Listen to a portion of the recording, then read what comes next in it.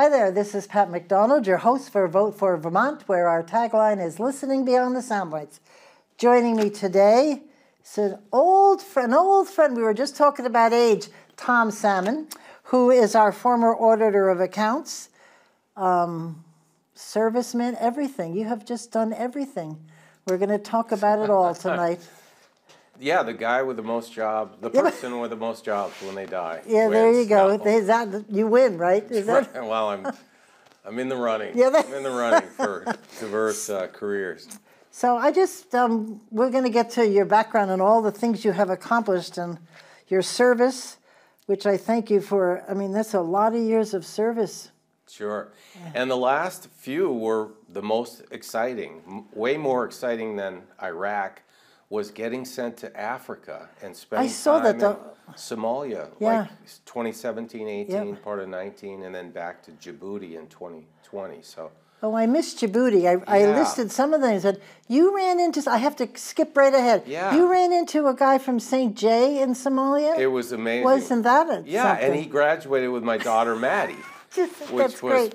You should have seen the look on his face when I said, you got a Vermont UVM t-shirt. Did you go there? He goes, no, I went to Linden, but then I joined the Navy. And he's 25-year-old at the time, Navy SEAL, beard. We're in a South Somalian camp with, 50 people total. And we're there, CBs, doing the maintenance and other things. And I said, where'd you go to high school? He said, St. J. And I said, what year? He said, 2012. I said, oh, I was at your graduation. You must have died. Yeah, and he was like, whoa. So, and then I mentioned my daughter's name, and I think he said, oh, yeah, we're Facebook friends. That's great. It's just tiny world. It is. You have to say nice things about everybody wherever you are, because you never know. You never know. You never. That's so. You put that on Facebook, and I thought that was hysterical. It was crazy. Yeah. I mean, and he's in San Diego. He's on SEAL Team, X, and real nice kid. Corky is his nickname, but I reached out to his dad too when I got back. Oh, nice. Who has a counseling and other education program in St. J. But, those Navy SEALs are deceiving. Wow. Like, some of them are big and muscular and husky, but others are more wiry and subtle and 5'7", but they can take you down. They can take you down. They can think under pressure. They're mad skills with weapons. That's great. Well, we'll talk about your service, but you meant, I can't leave this go. You said Somalia was the most interesting, most fascinating. What was it about about being in the Horn of Africa? It was. The Horn of Africa. I was down in Texas. I was at my job with Health and Human Services, IG, and then later I went to Homeland Security, IG. Right. And I believe it was Homeland. I was down in Texas, and I'm sitting with a group, and I'm doing my leadership trainings, and telling them to take care of their people, and you got to have values and this and that. And my phone keeps ringing. And I'm thinking I'm drilling out of White River Junction. I think it's a service member who's in Norfolk. That's who is getting deployed. And I just go, I go, hi, this is Salmon. Are you calling about Alan? I told everyone, I got to take this. I'm telling you to take care of your people. And they go, no, Chief, it's about you. No. You've been tagged for deployment in Africa. I said, oh, how long? A year? Yeah, at least a year. I said, oh, okay. I'll get the details later, and hung up. Whoa. And next thing I know, I was assigned to a unit, which is CB's, maintenance dirt sailors, never on a ship, 21 years. And I was responsible to be the chief operations, the chief ops, for the 5 special operation camps in Somalia. 4 had Navy SEALs, and 1 had Green Beret, ODA, Detachment Alpha. And so I was back and forth to Somalia. I was living in Somalia, making sure these camps had the right, life safety, housing, diesel generators, food, so on. And it was fascinating. I would take $160,000 cash down every month, meet with kind of warlords or whoever they were to buy the diesel for the camps. Wow. It was wild. Speaking of resilient, if I got a phone call that told me tomorrow you're leaving for a year, I think I wouldn't be quite so responsive. I guess you have to do what you have to do. Yeah, you just, I mean, I thought, yeah, I got deployed to Iraq. That was another, phone call and you're going. And you go into this, okay, you shut up, show up, stay on mission, come home. Shut up and show up, is that that's the flag, the motto? That's it. So, but met great people. It was a joint force, so I worked with Air Force and Army and Marines. It was just that's great. Very challenging, and some of the biggest stress I had was the Tonga ambush happened over in Niger, but I was with the other half of the team in South Somalia. So especially when Sergeant Johnson didn't show up, that was I don't know if Trump got grief about, not doing something right because this one soldier, they couldn't find his body, so I had to get a C-130 down to South Somalia so the guys with the guns could go up and find their buddy. And I got them up there, but then their command waved them off, and they came back to protect our camp because we only had 60 people total at the camp. You'd have the maintenance, you'd have the trigger pullers, the operators, you'd have medical, a few guys, and then you'd have drone pilots. And it was almost like you had the science club, the computer kids. Real. So it was, and we all had to cook the meals, the food got shipped down, everybody had to come out, take it off the truck, off the plane. They bring it in and get it in the freezer.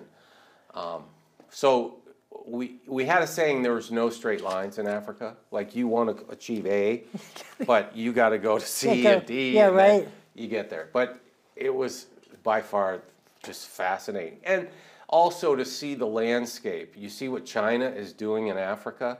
You see how they're doing this.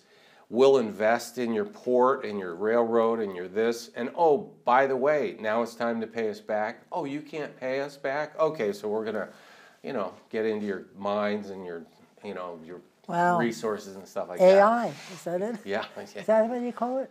So, I mean, it's just, it was a very big lesson on what China is doing in some of these underdeveloped. We don't get it in this country, do we? No, we've got middle school kids who could be, fixing a small machine or being a bookkeeper on QuickBooks for $30 an hour, but instead they're just wasting their time. They're not, they're not engaged to the level they need to be, and it's hard to watch because you're technically my first boss in the state of Vermont. I am. That's right. I was wondering why you called me boss. That's why you're boss. That's right. Exactly. Yeah, when I was working with youth and getting them jobs in Windham and Windsor County, Brattleboro and Springfield, you came on a tour of Springfield one time. Right. I remember meeting you. Yeah, I just started. Yeah. They're like, put on a clean shirt,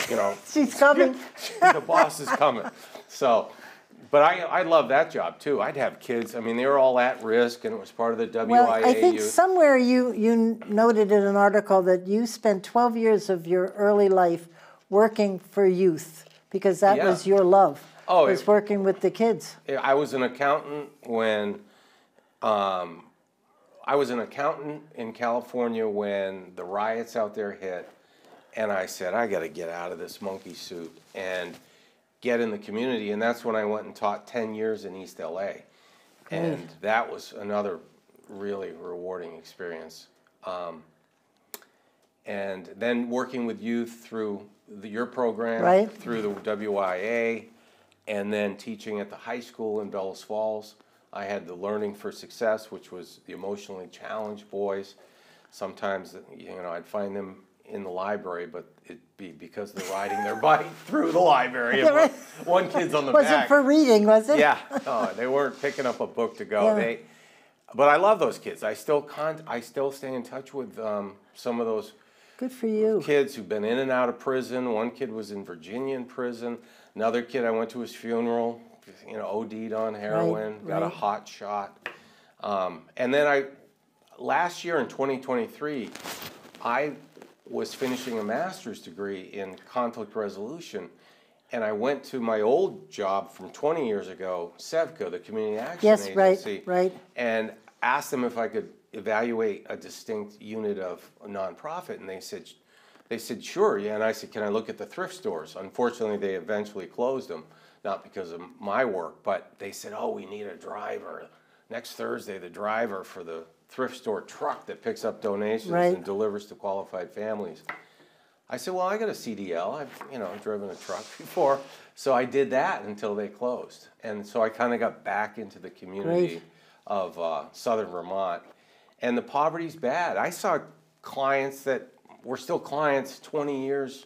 They were clients 20 years ago. They get stuck, don't they? The poverty effort is well-meaning in this country and in this state, but it's not teaching a person to fish. And unfortunately, the depression that I see that happens is because, and I've seen them, I've had them as students, and then they're 20, 25, and they can't find a job, they can't fix a sandwich, they can't do anything, and we kind of just forget them. So we're failing them, aren't we? Oh, we're failing them. And even we were foster parents when I was out in California, and when you hear about how many foster kids get kicked out of the system at 18 and then they become homeless, 1 out of 3 or whatever. And it's like, I wish that people would welcome the military as a career step more, but even not that, it's like we have a moral obligation, I think, to whether our kid wants to go off and be a PhD, when they're 16 years old, they should have a skill commensurate with a livable wage. There's so many things. And some kids, they're lucky, their family has their own business. I saw this kid is 7th grade, and he's putting in a retaining wall with a backhoe. He's all set. He's got skills. Right. He's got skills. Learning on the job. Yeah, but then we have kids who just, I'm only 7th you grade. You made a really good point, and I forget what it was when I was in education. When kids get out of the foster, it's like a cliff. They are not prepared. See ya. And a lot of them just fail, and they don't want to fail. They want to be successful, but they have no clue how. That's a big issue. It's a big issue. The whole poverty challenge that we have, and I'm talking to some folks at SEVCA in southern Vermont to maybe be involved in their board, is we're not, like, we can't do it for people. Like, we've got to get away from the feel-good, oh, we need money for hotels, oh, we need money for this, we need money for that. Because it makes us feel good, you're right. Yeah, it makes us feel good, and then we go out to dinner. No, we've got to, like, do the hard things, which is changing the tide of poverty through skill development. I have no idea why we still, we got rid of the shop classes. They're all now, some other storage room or whatever. We've got this captive audience, K through 12. And I was a teacher, I was a union member and everything else. But the priorities about job development and responsibility. When I ran a work program in the summer before I joined you, it was with hot dog carts. We had 3 hot dog carts and we had light landscaping. And we had 65, put an ad in the paper, we had 65 kids show up. But the short story is, if they were late once, they got a warning, late twice, they're fired. It's not a school program. And the best workers were kids coming out of 7th grade, 8th grade, and 9th grade. The ones, unfortunately, coming out of 10th, 11th, 12th, too late. Junk, too late. And I say junk lovingly in the sense that they did not have the consistency, they did not have the attitude, they did not have the excitement that these younger kids that were, time enough to lean, time enough to clean, had their little tip cup, put a couple dollars in it, prime the pump, and they're 7th grade and 8th grade. And That's it's interesting.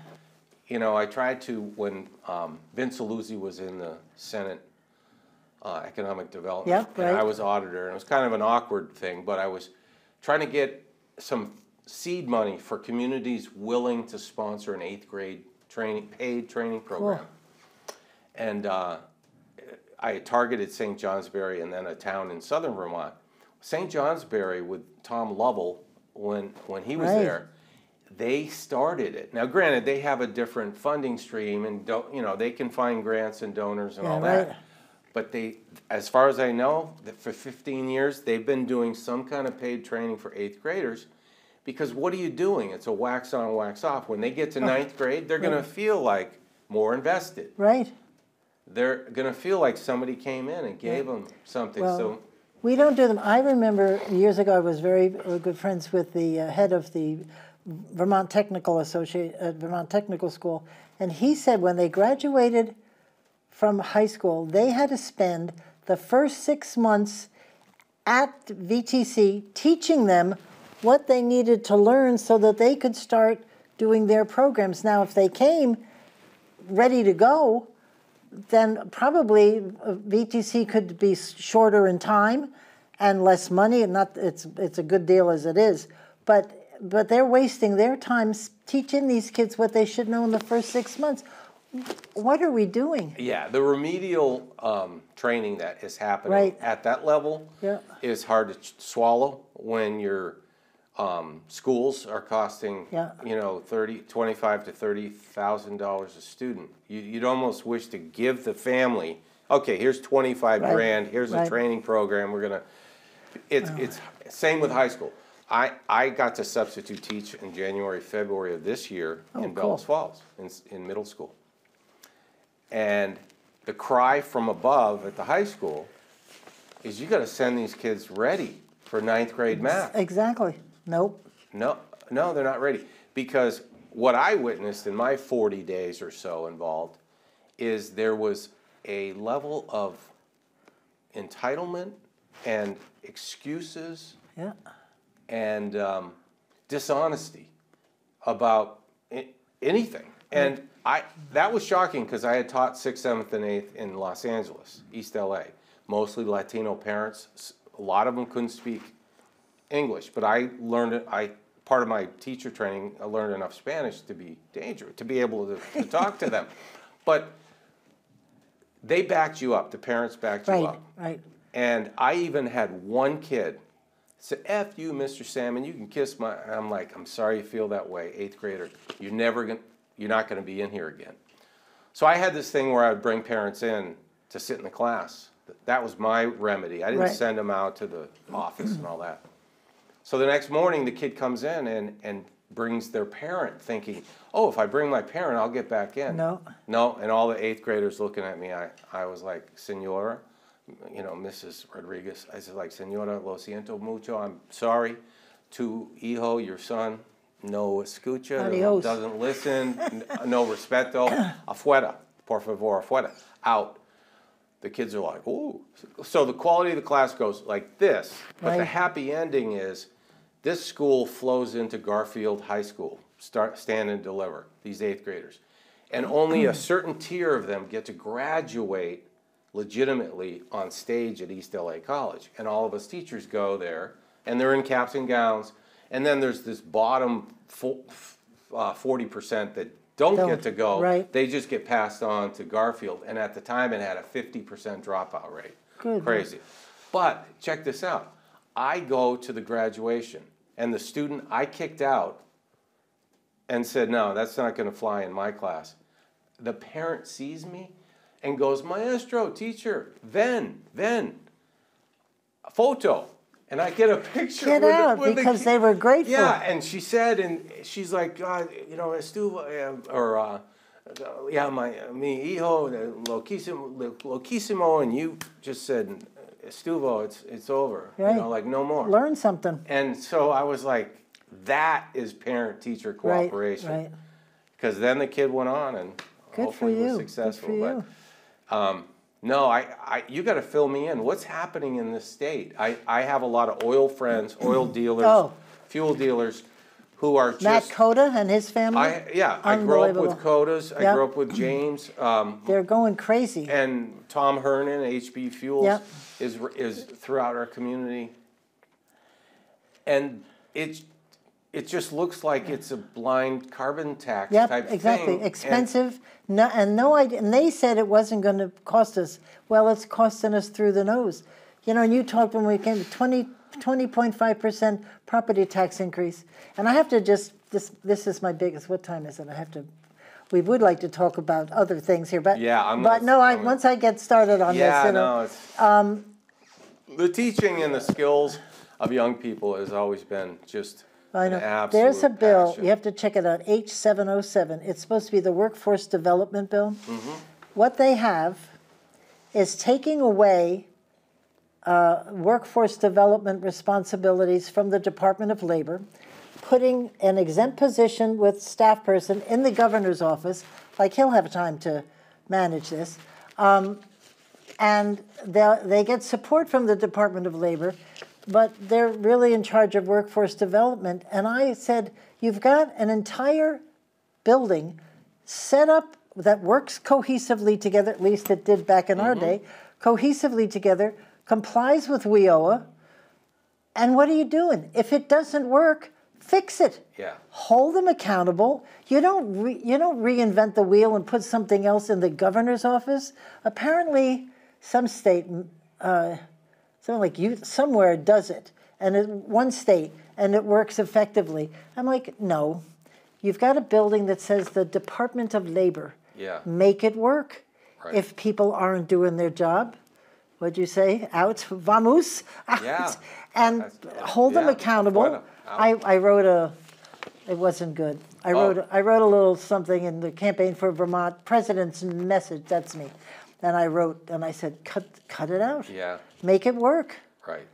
It's not going to... Make it work. There are states like North Carolina, but they have made like dual enrollment for high school kids and training, and they've made a much more proactive way of a thoughtful way, not an easy way. And I think your point is well taken about fixing.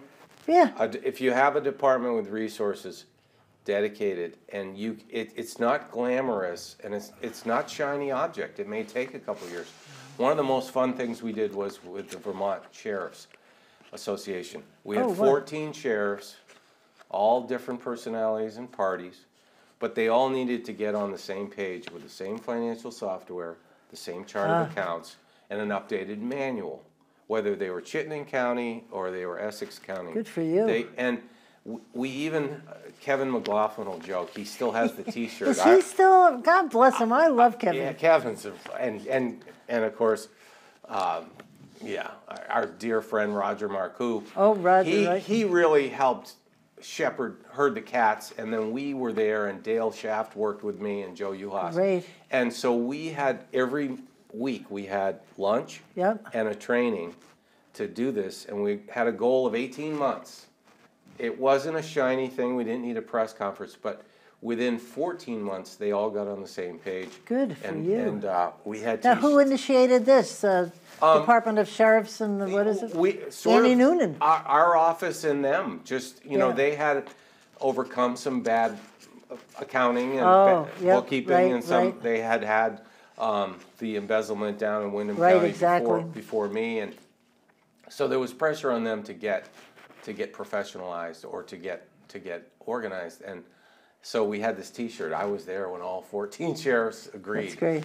So that's what great. Kevin was Good saying. for you. But those are the examples in government that are hard to get at, where you do it when no one's watching. Right. And like when you were there in the Joint Legislative Accountability when Governor Douglas had the big veto override for the budget in 2009-10.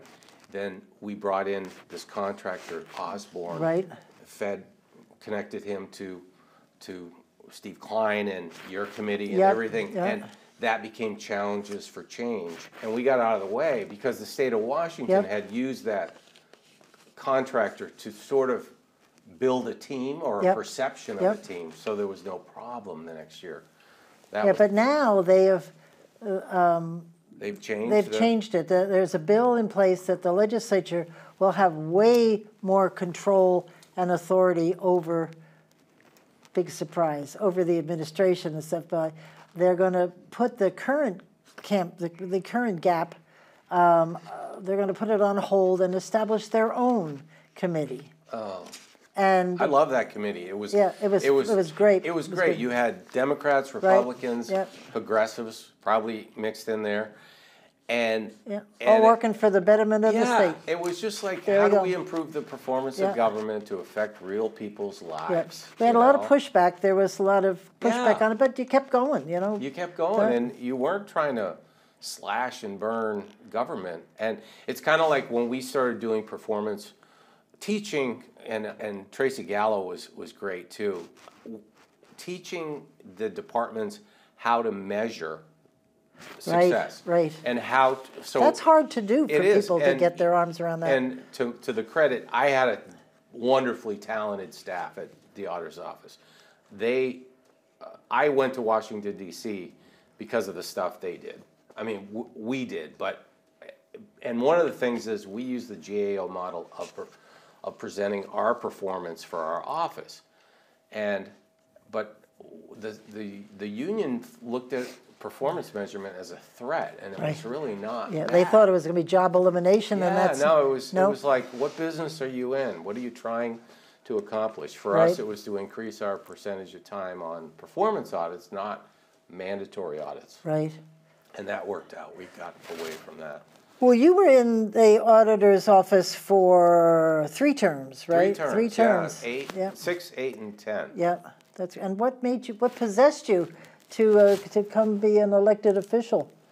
I'll be honest, you were great. I was a local official, and I was. Oh, on your select board? I was on my select board. That's where you should start. And I was away on a military 2 weeks, and I thought, I've got to get in the game up higher in the tree, or I'm not going to have any influence. I have ideas. I have things that I could improve. And at the time, there was a lot of problems with municipal and school related audits and embezzlements and problems. Great. Oh, that was a TV show dealing with some of those. Isla Mott. Reality shows. Oh, Isla Mott, and then there was a school district that got that malware had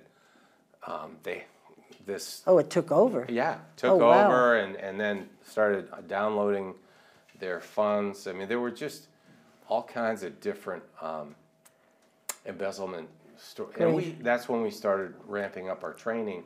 I got some grief because we used an actual embezzler. Did you really? Yes. What's that movie about? Oh, the FBI. Catch Me If You Can. Yes.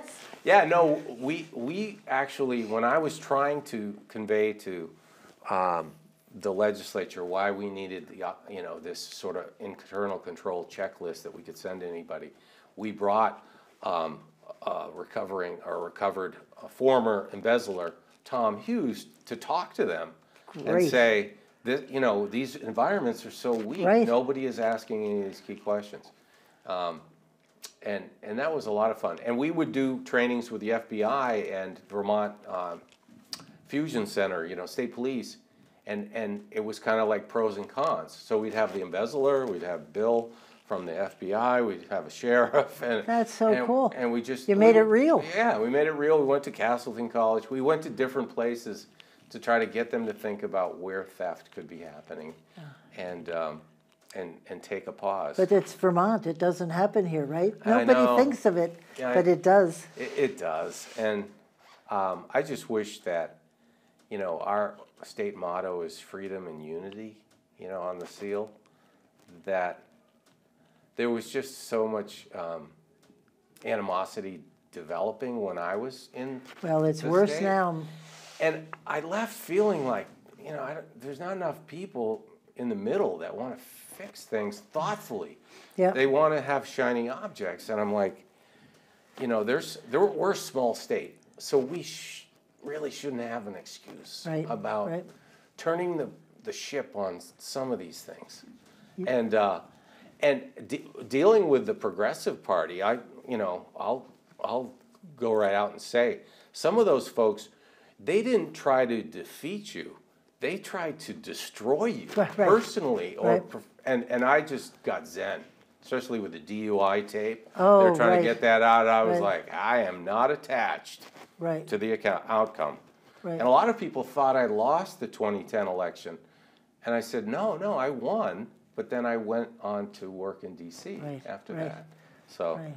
thankfully, We missed you. You were great. We loved you there. Oh, I mean, we used to, when I lived in southern Vermont until later we moved to St. Jay, my deputy, Joe Uhas, would pick me up in Bells Falls at 5:30, and we'd be at the office at 7. Wow. And we just... That's every day you did that? Every day from Bells Falls. And really? I mean, those little meetings on the way up and back were really... And he was just he had been an engineer by training. Right. And he just was really interested in, like an engineer, what is the real problem? And I think that's how we fixed the things with the sheriff so efficiently was, let's not talk about apparent problems. Let's get to the real, let's get a grip on that and put it on a conveyor belt and ride it even slow to resolution.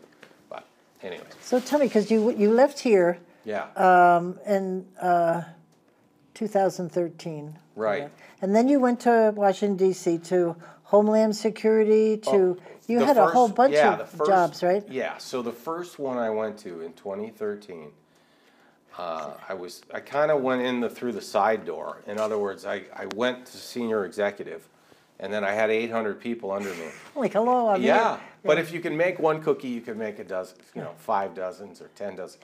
So it was great. I was in charge of national operations and IT audits, and I traveled the country. I had 9 GS-15s under me, and then I got to literally meet all 600-800 of these auditors in the field. Great. And we had a really good executive team. I made a lot of great friends, and because we have the investigations division, and we have the human resources and the inspection.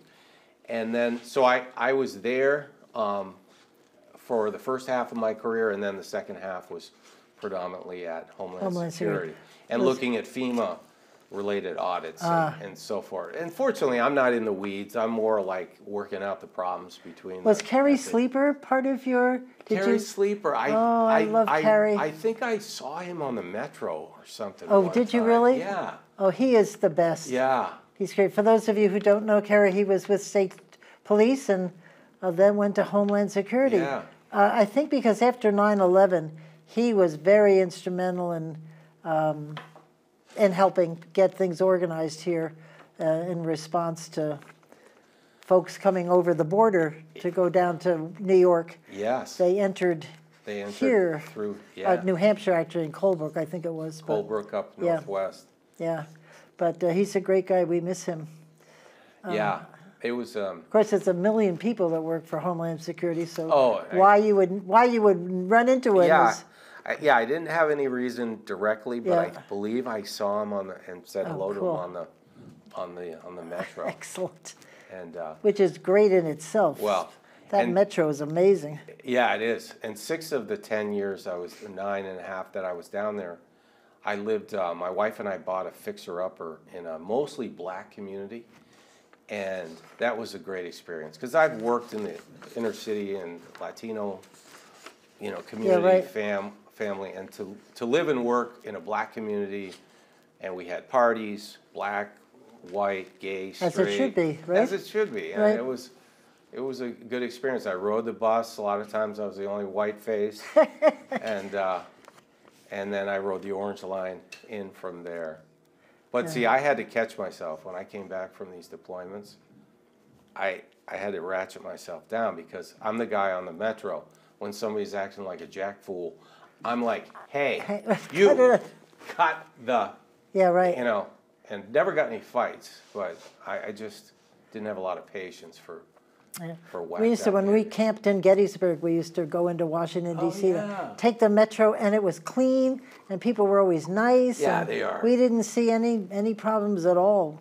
I always felt safe on the Metro. I'm sure that was an illusion, but worked for me. Yeah, and me too. I was on the Orange Line, which is not maybe as safe as some of the other lines, but no, it was good. So what did you do at Homeland Security? What was your Homeland job? Security, I basically parlayed being a state auditor overseeing state programs to being a federal auditor for the Inspector General overseeing. Initially, it was healthcare programs. Yep. and it was the rollout of Obamacare, and we did an audit of Oh, that'll keep you busy. Yeah, I mean, that was... What a nightmare. Well, and also, you know, the fraud related to Medicare and Medicaid. Right. Medicaid is, as George Tabo used to say, it's the big watermelon that rolls through the room and everybody sticks their straw in it. It had original intent. Right. Now it's just exploded. Everybody. So I was an executive over a team of folks related to audits of, well, the first job I was over operations, so I was sort of over all of the audits. But the second job was at, it was more responsibility. I got to actually be in charge of this. See, there's tiers of executives. When I went to Health and Human Services, I was kind of like a tier 2 executive, and we had one deputy for audit. When I went over to Homeland Security, I got to be in charge of disaster audits. Oh, so that's where FEMA came in. That's where FEMA came in. So a lot of that was FEMA related. In fact, I had a guy working on my staff, Larry Arnold, who, when we had Irene, and I called up people in DC that I knew and said, hey, can you send people up here to help train? He was one of the people who came up, and then later he was working for me. Right, well, we got to know FEMA pretty well here recently. Yeah. Over the summer. It was a nightmare. Was it? I mean, I was thinking that driving into Montpelier. Nightmare. Yeah, well, the water alone, and then they couldn't find people to help rebuild because there's only so many people in the state, and they all got taken up pretty quickly. Yeah. So there was a lot of waiting, and the mud. And I've been talking about this like forever because I couldn't get over it. Tess Taylor. Yeah. Tess goes to my church, and we were helping her shovel out. I lasted an hour. The mud was like cement. Oh, goodness. And I finally said to her, you got to find something else for this old lady to do because I can't do that. I lasted an hour because I wasn't going to give up. No. You know, can do. That's me in the That's CVs. you. Can do. But I couldn't do it. It was ridiculous. That's rough. Oh, it was terrible. And there's still a lot of people not in their homes. Not in their homes. And when I do my radio show, I tell people, don't assume when you ride down Montpelier and Barrie and wherever else, it's not fixed yet.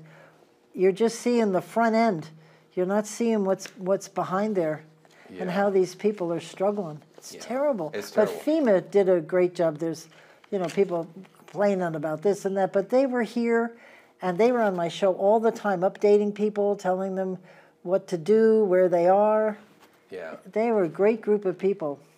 They were great to work with, and I got to go into some of their compounds and things like that. And I got to go to storms that actually, like West Virginia, right after I started, had a big, similar to Irene's storm, where little streams became raging rivers and then just blew out. And everybody, you just lose everything in a matter of instance. And how do you work with those people? I mean, it's hard. Yeah, you'd go to those town halls and people be crying, trying to get stabilized, and it was.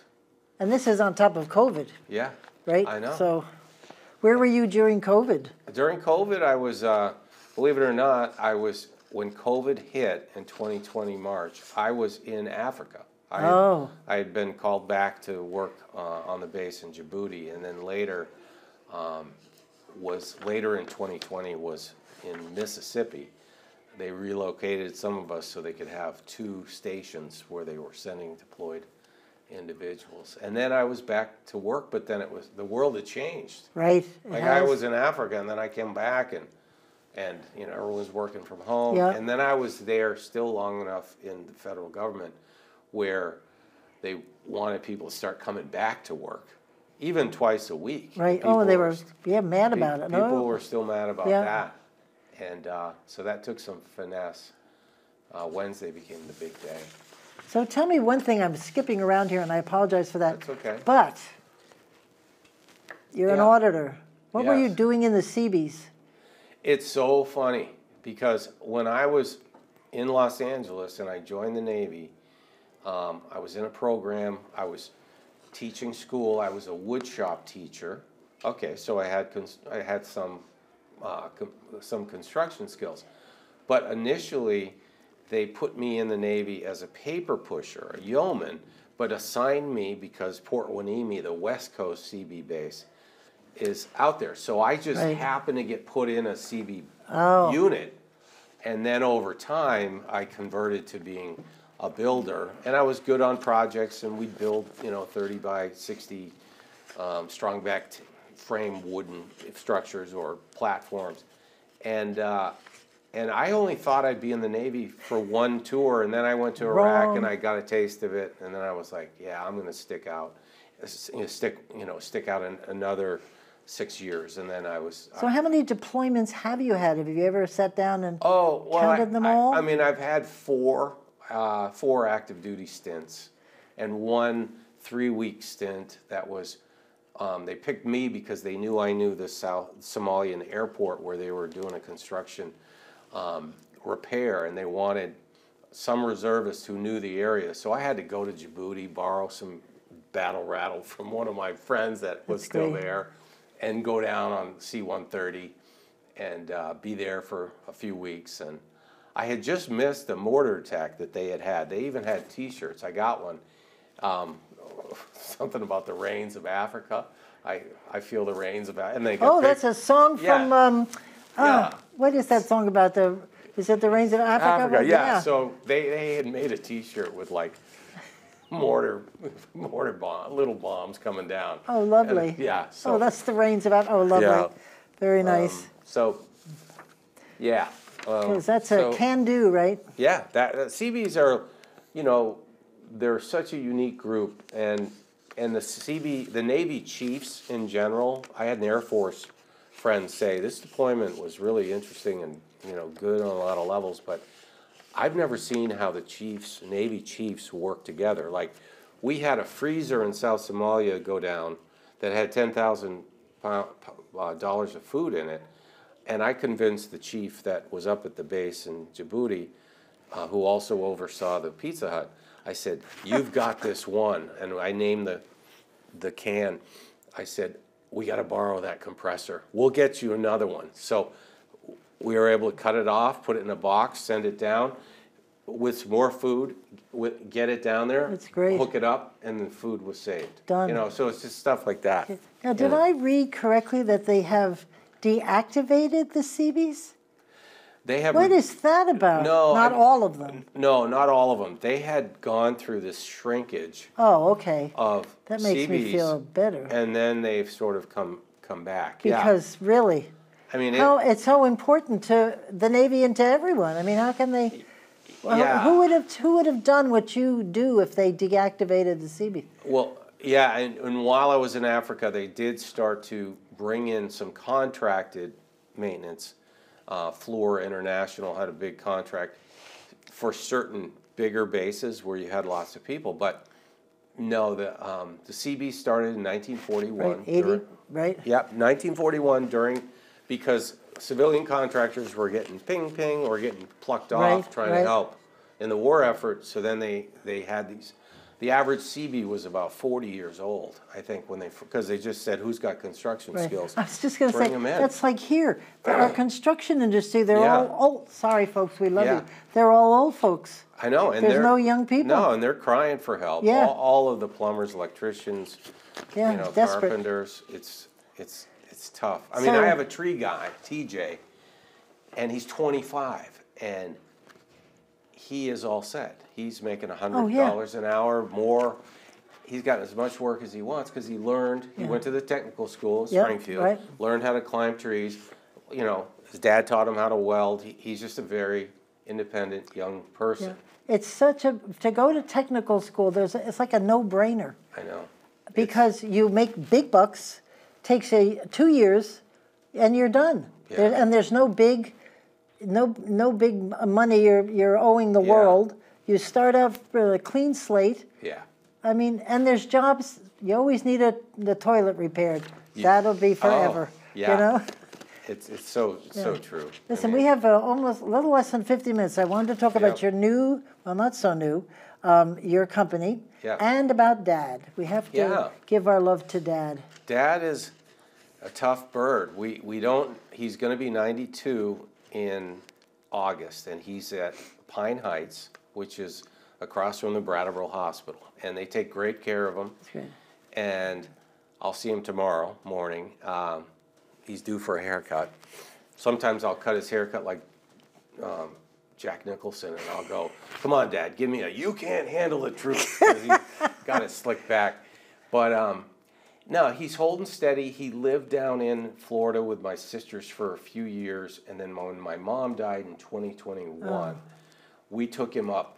We said, Ann, you guys have run a rehab center here, my oldest sister and I. We took him up, and I bought his house from my sisters. He gave it to the kids, and then I bought it in Rockingham, Springfield line.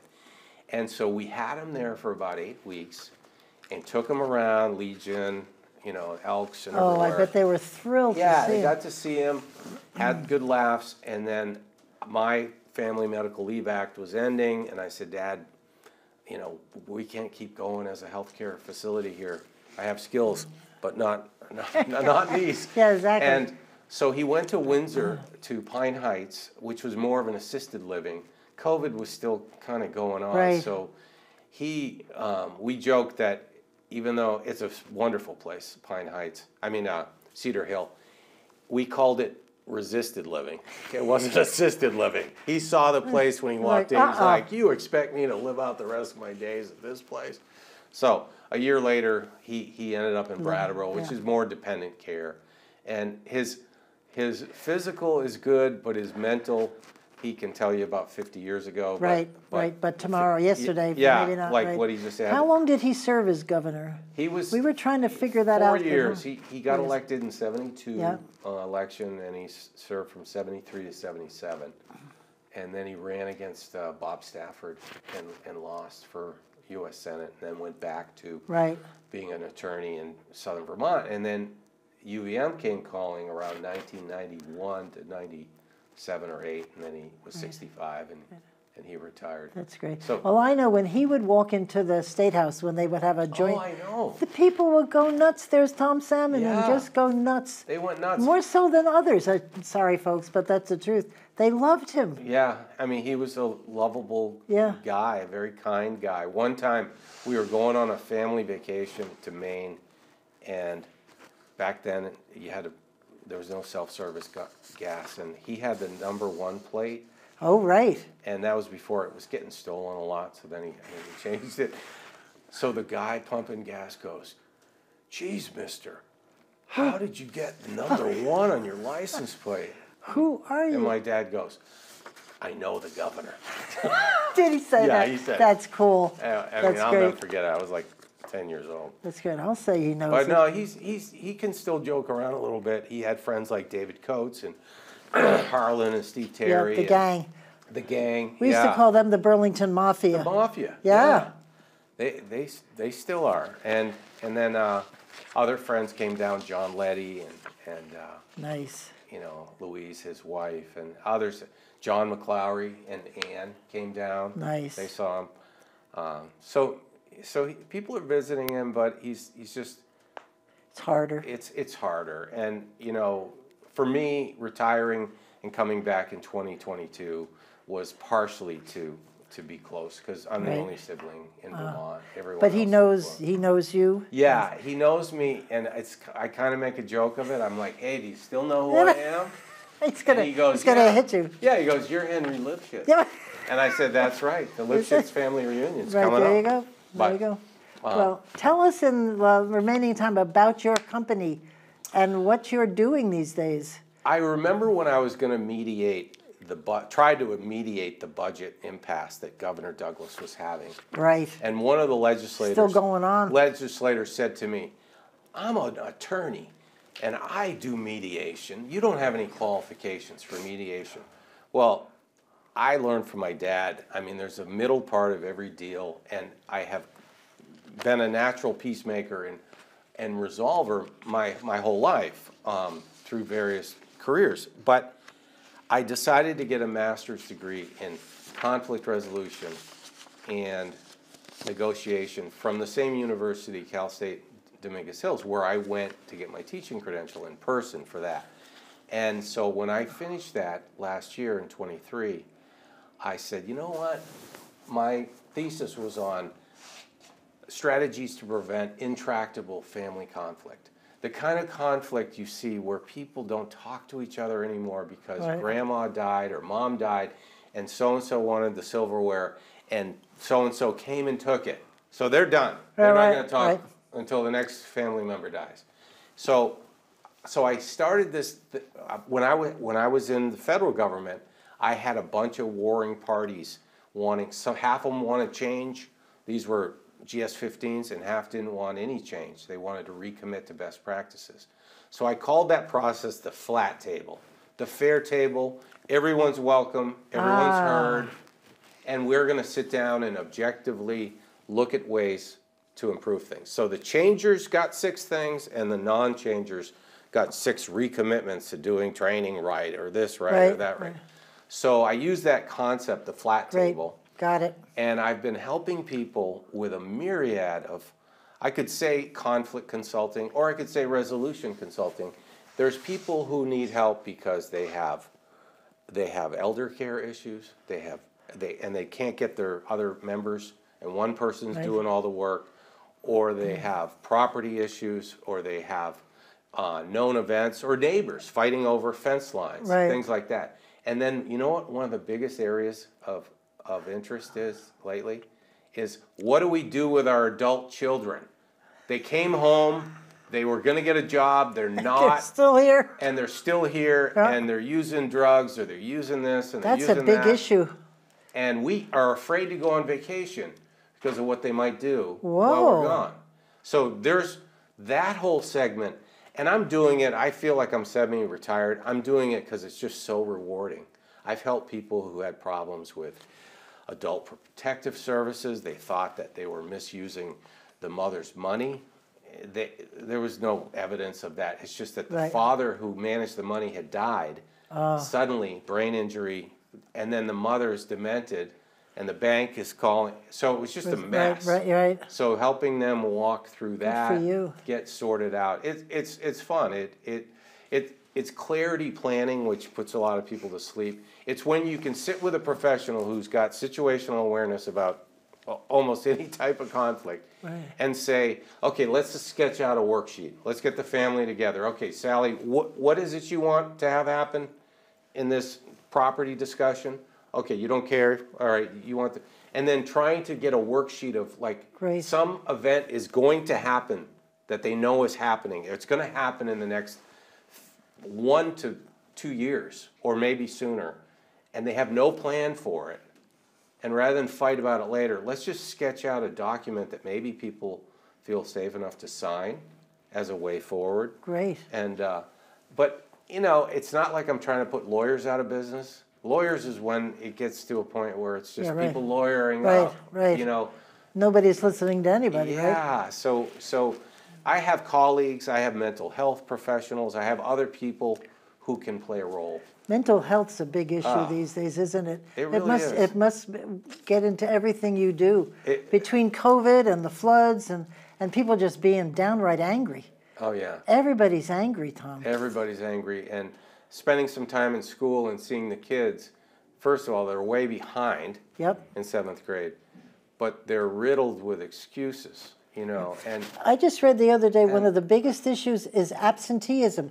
They're not even bothering to show up and be rude. They're just not showing up. Yeah, there's ghosting. There's kids who don't show up that I don't even know why they were even still on the roll. Because I never saw them in my 40 days. I never saw certain kids, and I was like, wow. The same kids, they never showed up at all. No, they were on the list. Yeah, that's so awful. No, it is. I heard one of them stays in the car, and the parent tries to talk them into going in, and every day it's like no. And they drive off. So it's so bad. It's tough, and it's, you know, young people that are 12, 13, 14, I'm not blaming them or labeling them as lazy. I am observing that they are entitled, they are excuse-ridden, and they're not honest about things. And maybe that's what are we doing? Well, and like when I was in East LA, I could say, listen, the class rules are simple. My job is to be fair. If I'm fair and honest, and you're honest, straight up with me, having a bad day, dog ate your homework, whatever. If you're honest and I'm fair, we're going to get along efficiently, and we did. But in today's world, no, there's just not the trust. Are the teachers getting it? Are they struggling with all this? Do they get it, or? Oh yeah, I mean the teachers and the principal. Can you imagine?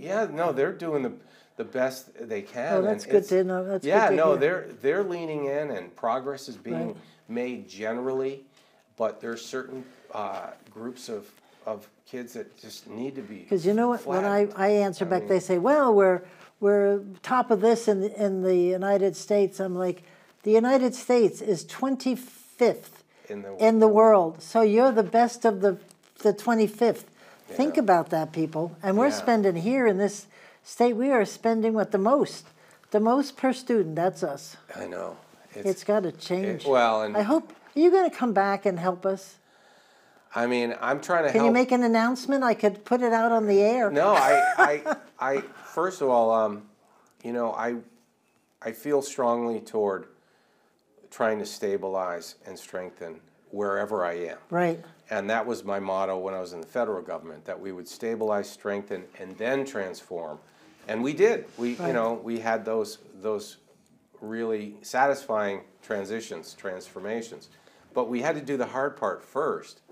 And so for me, I'm in this conflict consulting, and you know, I'm looking at the landscape of politics and saying, "Whoa, what can be done? You know, yes, if not us, then who? You know, I get that. I've done that my whole life. But on the other hand, it's like part of you probably go through it. It's exhausting, and you think, does it need to get worse? And for people to like wake up, and everybody to each their own. Do they think what has been done in Vermont politics with one party rule worked? Or we are strengthening ourselves? We are putting money in the bank. We are finding a way to stabilize families and teach youth how to pay for their life. Nope. I don't see it, and I'm too quick. I don't want to be quick to judge. I'm just taking. We talked about that, and back in our day, it was your bill, my bill, and the compromise bill, which was the best bill. Now it's just your bill, and mine is yucky. You know, we don't pay attention to me. It's really sad. Civility, you know, the civility piece of you know. Wouldn't you want blended-looking bills? You want your hands and their hands. Our government. We the people, as we say. So, no. So I don't have any big announcements. I mean, living in southern Vermont, it's hard to think of a job in Montpelier because, like I told you, leave the house at 5:30, get up here at I could never 7, do that. And I never do that. So, but I'm going to try to stay involved. To stay involved and help with. You know, with the movement. Tom, we have to end our show, sadly. We could go on for quite a while. Days and nights. But Tom Salmon, I thank you very much, and thank you for your service. And tell your dad we love him, and thank him as well. I will. Thank you, He's such boss. a good guy. Yeah, thank you. Thanks. Thanks for tuning in. We'll see you next week, probably. This is Pat McDonald, your host for Vote for Vermont, where our tagline is listening beyond the sound bites.